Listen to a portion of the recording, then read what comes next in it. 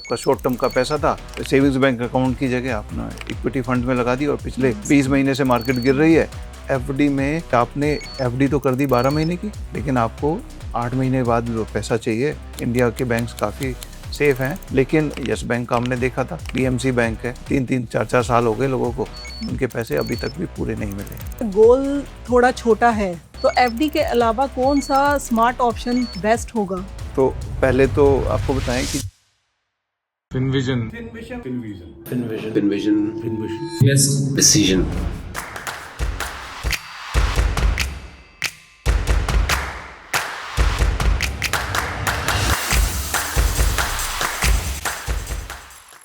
जय हिंद दोस्तों, स्वागत है आपका फिनविजन के एक और प्रैक्टिकल और इन्फॉर्मेटिव एपिसोड में, जहां हम फाइनेंशियल प्लानिंग को सिंपल और रियल लाइफ एग्जाम्पल के साथ समझाते हैं। आज का टॉपिक बहुत ही इम्पोर्टेंट है उन लोगों के लिए जिनके पास शॉर्ट टर्म गोल्स है, जैसे अगले 1 महीने का एक्सपेंसेस, 6 महीने के बाद ट्रैवल प्लान या 1 या 2 साल के बाद बड़ा परचेज।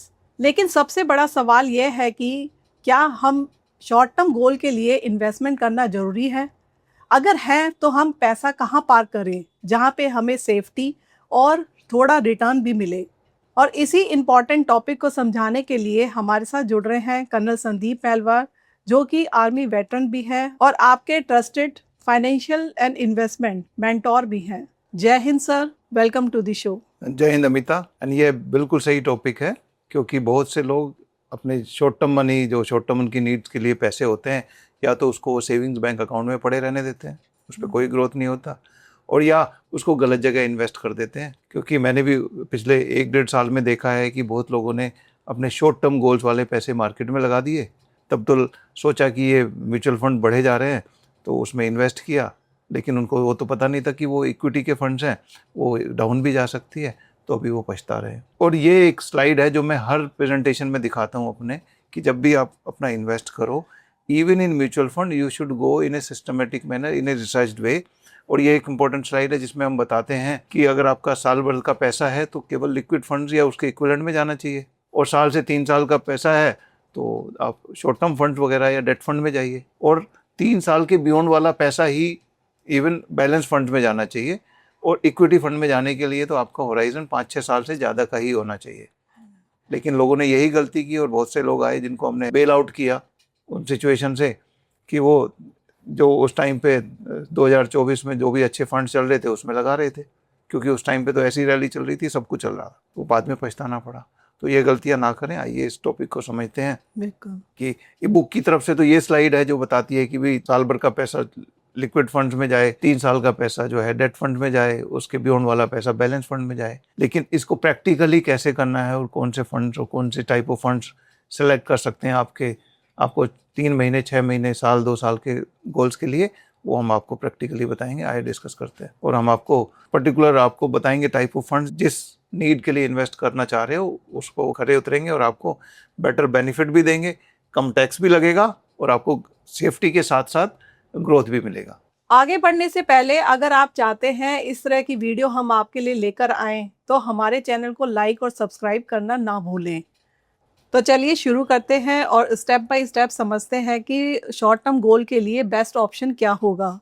तो सबसे पहले तो हम यही समझते हैं कि जो इंटरेस्टिंग ऑप्शन है आर्बिट्राज म्यूचुअल फंड, वो हमारी ऑडियंस को बताइए कि वो काम कैसे करता है और वो होता क्या है। अमिता, ये एक्चुअली बहुत ही स्मार्ट और लो रिस्क इन्वेस्टमेंट ऑप्शन है, जो कि प्राइस डिफरेंस को यूज़ करके प्रॉफिट बनाता है। इसका एग्जांपल से समझ लेते हैं। मान लीजिए 2 शॉप्स हैं, एक शॉप में कोई सामान मिल रहा है 100 रुपये का, और दूसरी शॉप में हो सकता है 110 का मिल रहा है, हो सकता है ये प्राइस डिफरेंस। बिल्कुल। तो ये इसी टाइप की अपॉर्चुनिटीज़ को यूटिलाइज करता है, कि जहाँ पे ऑब्वियसली जो कोई सामान खरीदने जाएगा वो सस्ते वाले ही दुकान से खरीदेगा, महंगी वाली से नहीं खरीदेगा। तो सिमिलरली मार्केट में भी ऐसे ऑप्शंस होते हैं। जैसे कि समझने के लिए समझ लेते हैं, गोल्ड एक काफ़ी ट्रेडेबल और काफ़ी परचेज करते हैं लोग गोल्ड वगैरह। तो गोल्ड, मान लीजिए गोल्ड का आज के दिन दिल्ली में रेट चल रहा है 1,50,000 रुपये पर 10 ग्राम, और मुंबई में हो सकता है 1,51,000 हो सकता है। बिल्कुल। तो इन्वेस्टर क्या करेगा, जो फंड मैनेजर जो होता है आर्बिट्राज फंड का, वो दिल्ली में खरीद लेगा और मुंबई में बेच देगा। बिल्कुल सही। अगर उसने ये भी कर लिया और थोड़े दिन बाद किसी ना किसी दिन तो वो जो है प्राइस इक्वल हो जाते हैं, तो उसने क्या करना है, अगर वो इक्वल नहीं भी हुआ, दिल्ली से खरीद के मुंबई ट्रांसफर करना है, क्योंकि उसने मुंबई में बेचा है, तो उसको 1000 रुपये का डिफरेंस मिल जाएगा। तो ऐसी ही मार्केट में अपॉर्चुनिटीज़ होती हैं। मार्केट की अपॉर्चुनिटीज़ को समझे तो मार्केट में एक स्टॉक्स होते हैं, एक उनके फ्यूचर्स होते हैं, फ्यूचर्स एंड ऑप्शंस कॉन्ट्रैक्ट जो होते हैं।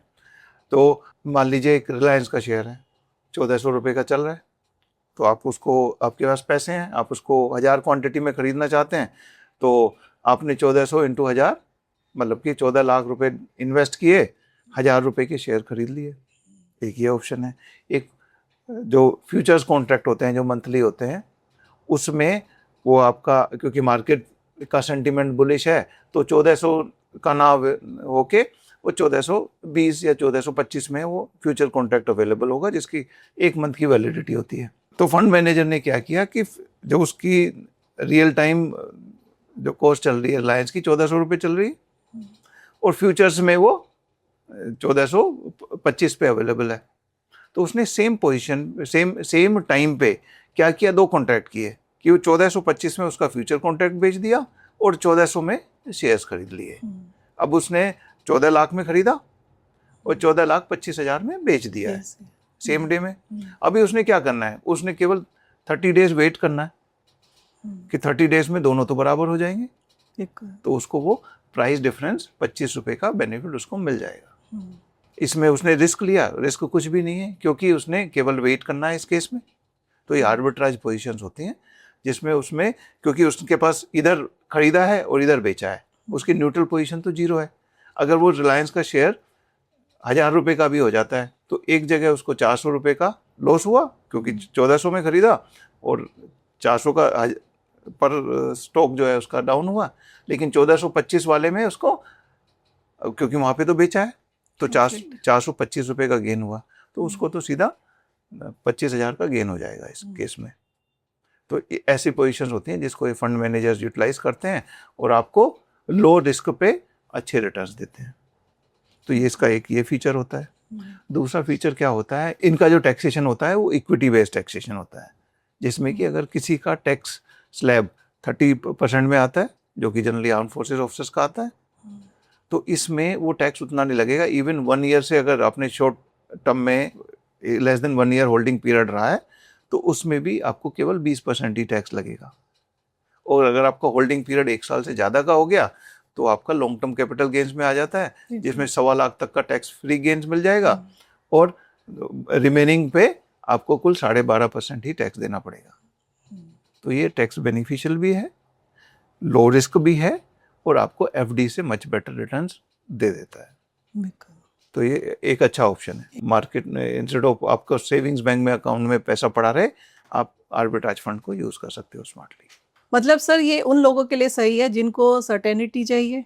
बिल्कुल, ये आर्बिट्राज फंड एक अच्छा ऑप्शन है, स्पेशली उन लोगों के लिए जिनको एफडी जैसी सेफ्टी चाहिए, लिक्विडिटी चाहिए, और अपने अमाउंट पे ग्रोथ भी चाहिए। जो आपका कॉर्पस है उस पर ग्रोथ भी चाहिए, उसके लिए बहुत ही अच्छा और सेफ ऑप्शन है, जिसमें आपको टैक्स भी कम लगता है, लिक्विडिटी भी मिलती है, और आपका ग्रोथ भी होता है। सर मान लीजिए अगर गोल थोड़ा छोटा है, 3 से 12 महीने का है, तो एफडी के अलावा कौन सा स्मार्ट ऑप्शन बेस्ट होगा? तो पहले तो आपको बताएं कि जैसे एफडी होती है, एफडी में आपकी सेफ्टी भी होती है और ग्रोथ भी मिलता है, क्योंकि जो बैंक आपको इंटरेस्ट बोलता है उतना आपको इंटरेस्ट मिलता है। लेकिन उसमें प्रॉब्लम कभी कभी एफडी में इसलिए आ सकती है आपको, क्योंकि आपने एफडी तो कर दी 12 महीने की, लेकिन आपको 8 महीने बाद जो पैसा चाहिए, तो एफडी को ब्रेक कर दिया, तो आपको सेविंग रेट का इंटरेस्ट मिलता है, सेविंग बैंक जो रेट होता है, और आपको पेनल्टी भी लग सकता है। तो उसमें एफडीज में टेन्योर की फ्लेक्सिबिलिटी कम से कम होती है। दूसरा है एफडी, हमें वैसे तो अपेरेंटली सब कुछ सेफ है, इंडिया के बैंक्स काफ़ी सेफ हैं, लेकिन उसमें भी आपको लिखा रहता है कि पर पेन 5 लाख तक का डिपॉजिट ही आपका जो है इंश्योर्ड है, उसके बियॉन्ड में पेपर पे तो रिस्क है। कि अगर कुछ बैंक अगर डूबता है आपका, और ऐसा नहीं है कि बैंक नहीं डूबे हैं, यस बैंक का हमने देखा था कोविड टाइम में, वो 15 दिन तक जो है लोगों के पैसे भी नहीं मिले थे। और एक पीएमसी बैंक है, Punjab and Mumbai corporate bank, उसको तो 3-4 साल हो गए लोगों को, उनके पैसे अभी तक भी पूरे नहीं मिले हैं। तो उससे बेटर है कि हम मार्केट में डेट फंड्स होते हैं, मनी मार्केट फंड्स होते हैं, लो ड्यूरेशन फंड्स होते हैं, शॉर्ट ड्यूरेशन फंड होते हैं, उनमें आप इन्वेस्ट कर सकते हो। तो उनमें आपको एफडी से थोड़ा बेटर ही आपको एनुअल रिटर्न्स मिल जाएंगे। दूसरा, उसमें कोई पेनल्टी नहीं होता है कि आपने 1 साल की बजाय अगर आपने 9 महीने या 8 महीने में भी पैसे निकाल लिए तो कोई उसमें पेनल्टी नहीं होता है, आपको उस दिन की एनएवी मिल जाती है। तो ये मच बेटर ऑप्शन है देन द फिक्स ड्यूरेशन जो आप एफडी करते हैं।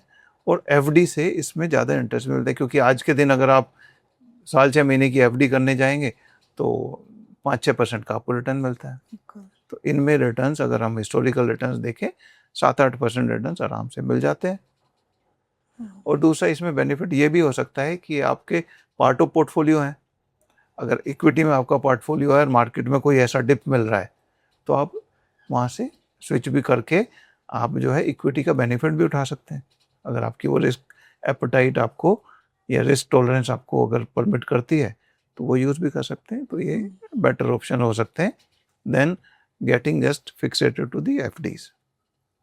और दूसरा रहा टैक्सेशन की बात, तो टैक्सेशन में भी इस साल से टैक्स ईयर 2026 ऑनवर्ड्स जो कि आज के दिन चल रहा है, तो आपको अगर आपकी कोई और इनकम नहीं है या आपकी स्पाउस की कोई और इनकम नहीं है तो आपको 12 लाख तक का इन फंड से जो गेन होगा वो भी आपको जो है टैक्स फ्री हो सकता है। तो ये एक अच्छा ऑप्शन है। लेकिन सर अगर अचानक पैसा चाहिए हो तो जैसा मैंने बताया, इनकी लिक्विडिटी अच्छी होती है और आपको विद इन 24 आवर्स, जैसे कि आज आपने पैसे निकाले, कल सुबह तक आपके अकाउंट में आपका रिफंड आ जाता है। और लिक्विडिटी को इन्हीं चीज़ों को देखते हुए कुछ एक म्यूचुअल फंड्स तो आपको एक ऑनलाइन डेबिट फैसिलिटी भी देते हैं, ऑनलाइन क्रेडिट फैसिलिटी देते हैं कि आप अगर आपके पास म्यूचुअल फंड्स हैं, स्पेशली लिक्विड फंड्स या डेट फंड्स, तो आप जो है उसका अमाउंट का कुछ पोर्शन दैट इज़ 50% तक आप जो है इमीडिएटली विड्रॉ कर सकते हो। ऑन दी स्पॉट विड्रॉल भी पॉसिबल हो जाता है। तो लिक्विडिटी का कोई इनमें इशू नहीं है, 24 घंटे में आपके अकाउंट में पैसे आ जाते हैं। सर ये तो समझ में आ गया कि शॉर्ट टर्म गोल के लिए प्लानिंग जरूरी है। सर अगर किसी को 1-2 महीने में ही फंड चाहिए, या तो एक्सपेंसेस के लिए या इमरजेंसी फंड, बिल्कुल, तो उस सिचुएशन में उसको कौन सा ऑप्शन बेटर रहेगा? देखो, अगर आपको इमीडिएट रिक्वायरमेंट है, शॉर्ट टर्म एकदम आपको इमरजेंसी वगैरह के लिए फंड कैटर करना है, तो उसके लिए लिक्विड फंड एक अच्छा ऑप्शन है। क्योंकि लिक्विड फंड जैसे कि डेट फंड रहता है वैसे ही एक लिक्विड फंड होता है। इसमें शॉर्ट टर्म के लिए जो कंपनियां क्या करती हैं, आपने फंड में पैसे डाले, वो फंड जो है किसी को लोन देता है, वो शॉर्ट ड्यूरेशन लोन होते हैं, वो 15 दिन के लोन, 10 दिन के लोन, 1 महीने के लोन वो लोन देते हैं। वो उसमें फिक्स इंटरेस्ट आता है वहाँ पे लोन पे और वो आपको ट्रांसफ़र हो जाता है। सब डेट फंड में यही होता है। तो इनके लिए लिक्विड फंड बेस्ट है, क्योंकि आप अगर आर्बिट्राज फंड में जाएंगे या किसी लॉन्ग ड्यूरेशन फंड में चले गए तो उसमें जो है आपका एग्जिट लोड लग सकता है। लिक्विड फंड में कोई एग्जिट लोड नहीं होता है और आपके पैसे, जैसा मैंने बताया, 24 घंटे में आपके पैसे आपके अकाउंट में आ जाते हैं। तो ये आइडियल इन्वेस्टमेंट है जो कि आपकी इमरजेंसी कॉर्पस का कैटर कर सकते हो। आप किसी भी कंटिजेंसी में आपके काम आएगा। और इसमें कुछ कंपनियां तो अपना आपका इंस्टेंट विड्रॉल भी देते हैं। तो ये इमरजेंसी के लिए एक अच्छा ऑप्शन है that gives you better returns than your savings bank account, और आपको लिक्विडिटी पूरी मिलती है, सेफ्टी भी पूरी होती है। तो लिक्विड फंड एक अच्छा ऑप्शन है इसके लिए। मतलब सर ये इमरजेंसी बफर जैसा काम करता है? बिल्कुल, आपका पैसा आपको तुरंत मिल जाता है। सर अगर किसी के पास अकाउंट में पैसा है तो वो मिनिमल रिस्क लेना चाहता है पर और रिटर्न भी अच्छा चाहता है, तो उसके लिए आप क्या ऑप्शन प्रोवाइड करोगे? देखो, अगर इन्वेस्टर है जिसका सेविंग अकाउंट में पैसे पड़े हैं और वो रिस्क नहीं लेना चाहता या मिनिमल रिस्क है, तो उसके लिए एफडी एक अच्छा ऑप्शन है। तो उसने क्या करना चाहिए, अपने अमाउंट को जो उसकी रिक्वायरमेंट के हिसाब से कि भाई साल में चाहिए, 2 साल में चाहिए, क्योंकि आपको रिस्क, मार्केट रिस्क तो मंजूर है नहीं। वो इन मार्केट की वॉलेटिलिटी आप सहन का एक्सपोजर नहीं लेना चाहते या आपको बिल्कुल आपकी रिस्क टॉलरेंस नहीं है उसके लिए, तो आप एफडी कर सकते हैं। तो आप जिस अकाउंट में पैसे पड़े हुए हैं उसको एफडी कर दो। आजकल तो ऑनलाइन एफडी भी अवेलेबल है, तो आप उस सही ड्यूरेशन की एफडी कर लो और उसको उसमें, क्योंकि आपके सेविंग्स बैंक अकाउंट में अगर एसबीआई वगैरह में जाएं तो 2 या 2.25% का रेट ऑफ इंटरेस्ट मिलता है पर एनम। एफडी में वो 6-6.5% मिल जाता है, तो आपको वो ग्रोथ भी मिल जाएगी और आपको टाइम पे मैच्योरिटी होके वो पैसे भी मिल जाएंगे। लेकिन इसमें ध्यान रहे, जैसे कि आपके पास अगर 25-30 लाख रुपए हैं जो पड़े हुए हैं, तो उसकी आप एक एफडी ना करें, उसकी मल्टीपल एफडी कर दें, क्योंकि हो सकता है आपको ज़रूरत पड़े, वो 4-5 लाख की ज़रूरत पड़ी, तो आपने 30 लाख की एफडी या 25 लाख की एफडी की थी जो इकट्ठी, अगर पूरी को तोड़ोगे तो पूरी पे पेनल्टी लगेगी, पूरी पे लो इंटरेस्ट मिलेगा। तो आप इसको पार्ट्स में कर लें, 2-2 लाख की या 5-5 लाख की एफडी कर लें, तो आपको जितनी अमाउंट की ज़रूरत है उतना ही तोड़ना पड़ा। अगर आपको बीच में ज़रूरत भी पड़ी तो एक ये बेनिफिट ले सकते हो। दूसरा, आपको ये सेविंग्स बैंक से डबल से ज़्यादा इंटरेस्ट देगा, और इसमें अगर आपका टैक्स ब्रैकेट वैसे ही 0 है, टैक्स स्लैब 0 है, तो आप जो है इसके इंटरेस्ट पे भी आपको कोई टैक्स नहीं लगेगा, क्योंकि इस साल से 12 लाख तक का टैक्स फ्री है आपका इंटरेस्ट। तो अगर आपके हो सकता है आप 30% में हैं, तो आपके बच्चे हो सकते हैं जिनकी 18 से ज़्यादा की उम्र है और अभी उनकी कोई इनकम नहीं है, तो उनके नाम से आप इन्वेस्ट कर सकते हो, पेरेंट्स के नाम से इन्वेस्ट कर सकते हो, उनको तो इंटरेस्ट भी थोड़ा 0.5% तक ज़्यादा मिलता है। तो you can utilise all these facilities to get better returns on your investment. तो मान लीजिए आपके पास 20 लाख पड़े हुए हैं, तो अगर सेविंग्स बैंक में पड़े रहेंगे एक साल में, तो आपको 20 लाख पे 2.25%, आपको कुल 45,000 रुपये का इंटरेस्ट मिलेगा। और यहीं पे आपको अगर 6.5% भी इंटरेस्ट मिल रहा है एफडी का, तो आपको 1,30,000 रुपये का आपको जो है इंटरेस्ट मिलेगा। और लेकिन टैक्सेशन के लिए आपने असेस करना है कि अपने नाम से बेटर है या बच्चों को या पेरेंट्स के नाम से, जिनका टैक्स स्लैब 0 है, उनसे इन्वेस्ट करेंगे तो पूरे का पूरा टैक्स फ्री है। मान लो कि कोई इन्वेस्टर थोड़ा ग्रोथ भी चाहता है और रिस्क लेने के लिए भी तैयार है, तो 1-2 साल के लिए, तो उसके लिए आप क्या ऑप्शन रेकमेंड करोगे? अगर आप मार्केट की छोटी मोटी वॉलेटिलिटी को सहन कर सकते हो और आपके पास उतनी रिस्क टॉलरेंस और रिस्क एपेटाइट है, तो इक्विटी सेविंग्स फंड एक आपके लिए ऑप्शन हो सकता है। इक्विटी सेविंग फंड होता क्या है? वो 3 अपॉर्चुनिटीज़ को यूटिलाइज करता है। कुछ पोर्शन वो इक्विटी में रखता है, मिनिमल 25-30%, कुछ पोर्शन वो डेट में रखता है, और कुछ वो आर्बिट्राज में रखता है। आर्बिट्राज जैसे हमने बताया, उसकी पोजीशन को वो यूटिलाइज करता है। तो तीनों से आपका रिटर्न्स बनाता है। क्या ये कम्प्लीटली सेफ होता है? आंसर इज नो, क्योंकि उसमें इक्विटी पोर्शन तो होता है। अगर कोविड जैसी या 2008 वाले क्राइसिस आ गए तो वो पोर्शन डाउन हो सकता है, तो ये छोटी वॉलेटिलिटी आपको सहन करनी पड़ेगी। क्या ये लॉन्ग टर्म में ग्रोथ देता है? बिल्कुल ग्रोथ देता है, और इसका ग्रोथ 8 से 10% तक आराम से मिल जाता है। तो ये आपको इक्विटी सेविंग फंड आपने एक अच्छा ऑप्शन है, जो आपको एफडी से बेटर रिटर्न्स देगा, लीस्ट वॉलेटिलिटी देगा क्योंकि इक्विटी पोर्शन कम है, और इसमें अगर आप स्टडी करके जाते हो, रिसर्च करके जाते हो, तो ज़्यादातर इनमें से ज़्यादातर इक्विटी सेविंग्स फंड जो है इक्विटी टैक्सेशन होते हैं, तो आपका टैक्स भी कम लगता है। जहाँ की आपका अगर टैक्स ब्रैकेट 30% है और यहाँ पे अगर 1 साल से ज़्यादा होल्ड कर लिया तो 1.25 लाख तक टैक्स फ्री, और उसके बियॉन्ड 12.5% टैक्स। अभी जो टैक्स फ्री जो 1.25 लाख तक का गेंस जो इक्विटी फंड्स में या इक्विटी बेस्ड म्यूचुअल फंड में जो टैक्स फ्री होते हैं, उसका बेनिफिट समझाने के लिए I tell you one example. जैसे कि हमने बताया कि इसमें 8 से 10% तक के गेंस मिलते हैं। आपने 10 लाख रुपए लगाए और 10% गेन हो गया, तो आपका एक 1 ईयर में your corpus increases from 10 lakhs to 11 lakhs। Now you completely withdraw it. तो आपने गेन कितना बुक किया? 1 लाख। 1 लाख तो less than 1.25 lakhs which is tax free every year, जिसको टैक्स हार्वेस्टिंग भी बोलते हैं। तो उसमें आपको पूरे का पूरा gain is tax free. So this gives you much better returns, but yes, these are not as safe as FDs. आपकी मार्केट की वॉलेटिलिटी, अगर मार्केट हाईली वॉलेटाइल हो गया तो आपको इसमें वॉलेटिलिटी आपको सहन करनी पड़ेगी, but it's a good option in case your investment horizon is more than 1 year. This could be considered, but your risk tolerance should permit this. तो सर यहाँ ये कंट्रोल रिस्क के साथ एक बेटर ग्रोथ ऑप्शन भी है। बिल्कुल, ये एक अच्छा ऑप्शन है, स्पेशली उन लोगों के लिए जो कि अब टोटली सेफ से थोड़ा मार्केट वॉलेटिलिटी या रिस्क उनको मंजूर है और वो बेटर ग्रोथ उनको चाहिए उनके लिए, और वो मार्केट टोटली इक्विटी में जंप नहीं करना चाहते, तो थोड़ा सेफ भी रहना चाहते हैं, लो वॉलेटिलिटी के साथ इन्वेस्ट करके ग्रोथ करना चाहते हैं, ये अच्छा ऑप्शन है।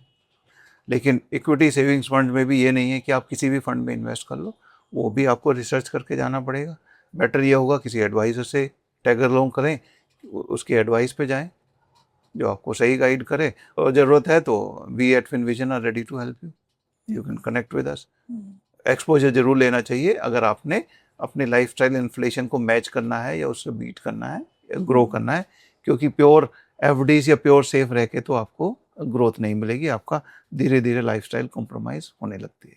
क्योंकि रियलिटी तो ये है कि इकोनॉमिक इन्फ्लेशन तो 5-6% है, उतना ही हमारा एफडी देता है, उस पर भी टैक्स लगता है। एक छोटा सा मार्केट एक्सपोजर लेके आप जो है कम से कम इन्फ्लेशन को तो बीट कर पाएंगे, जो कि ज़रूरी है। सर ये हाइब्रिड फंड सुनते रहते हैं, ये आप इसके बारे में थोड़ा बताओगे ऑडियंस को कि ये होता क्या है। स्पेशली जब आपका होराइजन 2-3 साल टाइप हो तो आप जो है हाइब्रिड फंड में जा सकते हो। इसमें 2 कैटेगरी होती हैं, एक कंजर्वेटिव होता है, एक एग्रेसिव। जो कंजर्वेटिव हाइब्रिड फंड्स होते हैं उसमें इक्विटी पोर्शन कम होता है और डेट पोर्शन ज़्यादा होता है, तो आप छोटा मार्केट एक्सपोजर लेके भी आप जो है मार्केट का बेनिफिट उठा सकते हो और much more than FD returns आप गेन कर सकते हो। एग्रेसिव हाइब्रिड फंड्स में इक्विटी पोर्शन ज़्यादा होता है, मेजरली होता है, और डेट कम होता है, तो उसमें वॉलेटिलिटी ज़्यादा हो सकती है, लेकिन उसका ग्रोथ ऑब्वियसली ज़्यादा होगा, क्योंकि ग्रोथ तो मार्केट से ही आता है, ग्रोथ तो इक्विटी से ही आता है, तो उसके लिए अकॉर्डिंगली आपका इक्विटी एक्सपोजर बढ़ाना पड़ेगा। तो ये उन लोगों के लिए है जो कि conservative hybrid fund specially for the short duration, 1-2 साल के पैसे के लिए एक अच्छा ऑप्शन है, जो कि आपको, क्योंकि डेट पोर्शन है उसमें, वो कि लोन की तरह लोगों को फंड मैनेजर्स जो है, फंड हाउस जो है लोगों को लोन देते हैं, जहाँ से इंटरेस्ट मिलता है वो आपको ट्रांसफ़र हो जाता है। और इक्विटी पोर्शन है, मार्केट बढ़ेगी, इक्विटी बढ़ेगी तो इक्विटी का पोर्शन आपको ट्रांसफ़र हो जाएगा, जो भी उसमें गेन होंगे। तो ये लो रिस्क पे आपको आपके गोल्स को अचीव करने में एक अच्छा ऑप्शन हो सकता है। Aggressive hybrid fund high risk वालों के लिए आता है, अगर आपका वो परमिट करता है और उसके लिए टाइम ड्यूरेशन भी थोड़ा ज़्यादा चाहिए, वो है तो आप उसका बेनिफिट उठा सकते हैं। तो आपको इक्विटी का भी बेनिफिट मिलेगा एट लो रिस्क, एंड आपको डेट का भी मिलेगा, क्योंकि एक्सपोजर अकॉर्डिंगली कम होता है in the conservative hybrid fund. Conservative hybrid fund generally सारे जो है टैक्स स्लैब पे टैक्स होते हैं, और एक जो है एग्रेसिव हाइब्रिड फंड, क्योंकि उनमें इक्विटी पोर्शन ज़्यादा होता है, तो वो जनरली इक्विटी बेस्ड टैक्सेशन होता है, वहाँ पे टैक्सेशन बेटर होता है। तो एक अच्छा ऑप्शन हो सकता है, लेकिन इसके लिए होराइजन आपका 2-3 साल का होना चाहिए, और इसको भी मैं एडवाइस करूँगा सोच समझ के ही जाएं, और किसी का एडवाइस लेके जाएं तो बेटर होगा। सर क्या ये हाइब्रिड फंड बिगनर्स के लिए भी सुटेबल है। यस, स्पेशली जो यंगस्टर्स हैं जो अपना मार्केट में पहला इन्वेस्टमेंट कर रहे हैं या एक्सपोजर ले रहे हैं, उनके लिए hybrid fund could be a good option, क्योंकि इसमें डेट भी होता है, इक्विटी भी होता है, तो दोनों का मिक्स बेनिफिट मिलता है आपको, जो कि आपको लो वॉलेटिलिटी पे ज़्यादा ग्रोथ देता है। It should be your first investment. तो दोस्तों आज आपने इस डिस्कशन से जाना कि कैसे शॉर्ट टर्म गोल के लिए इन्वेस्टमेंट करना जरूरी है, और कैसे हर ड्यूरेशन के हिसाब से अलग अलग ऑप्शन अवेलेबल होते हैं। कुछ बिल्कुल सेफ होते हैं, कुछ बेटर रिटर्न देते हैं, और कुछ बैलेंस अप्रोच के लिए होते हैं। बिल्कुल, और यही इस डिस्कशन की जो सबसे इम्पोर्टेंट सीख है कि आपका जो शॉर्ट टर्म का मनी है उसमें आपको केवल ग्रोथ ही नहीं देखना है, आपने safety as well as liquidity and growth देखना है, क्योंकि आपका एम होना चाहिए गोल मैक्सिमाइजेशन। तो उसके लिए आपको सही इंस्ट्रूमेंट चूज़ करना है, पैसे को ऐसे ही सेविंग्स बैंक अकाउंट या बैंक में नहीं पड़े रहना है, और एफडी से भी बियॉन्ड देखना है, क्योंकि आप at the end of the day आपने इन्फ्लेशन को तो बीट करने की आपकी कोशिश रहनी चाहिए, अदरवाइज आपकी लाइफस्टाइल कॉम्प्रोमाइज़ होने लगेगी, आपका money in A way waste जा रहा होता है। लेकिन लोग ये भी ना समझे कि भाई अगर आपका मार्केट चल रही है तो किसी भी फंड में इन्वेस्ट कर दे, क्योंकि शॉर्ट टर्म के लिए तो डेट पोर्शन आपका होना ज़रूरी है, और डेट पोर्शन ही काम करता है।